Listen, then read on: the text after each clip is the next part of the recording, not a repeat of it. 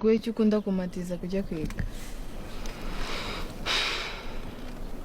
Be, ndabizi urabizi ukuntu mukunda si kandi ndakunda cyane. Niyo mpamvu iterambere ryawe n'ibyishimo byanjye. Hari ikintu nifuje kuva kera cyakomeza bakindwaniramo, nifuza yuko ushobora kuba umwavoka.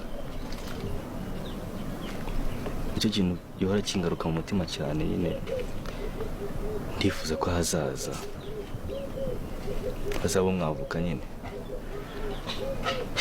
Njye naho nzajya.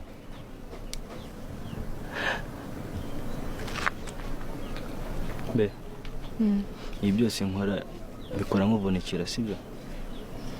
Ariko uzaza tujyane. None se be kankubwire. Ndamutse njyanye nawe ninde wakora bino bintu byose? Njye nzemera nkurwanirire. Ariko icyo nifuza tukigereho. Uko kuba umwavoka ndabyifuza. Ese ushaka ko nzakuburanira rero?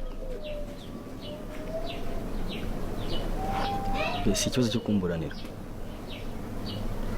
Ushobora no kutamburanira ukaburanira buri muntu uwo ari we wese, cyangwa se rubanda rugufi rudafite kirengera.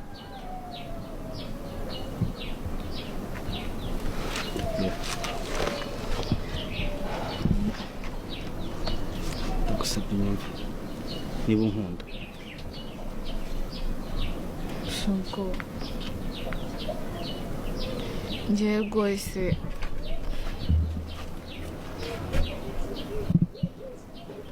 Ese urabizi ko ishema ryanjye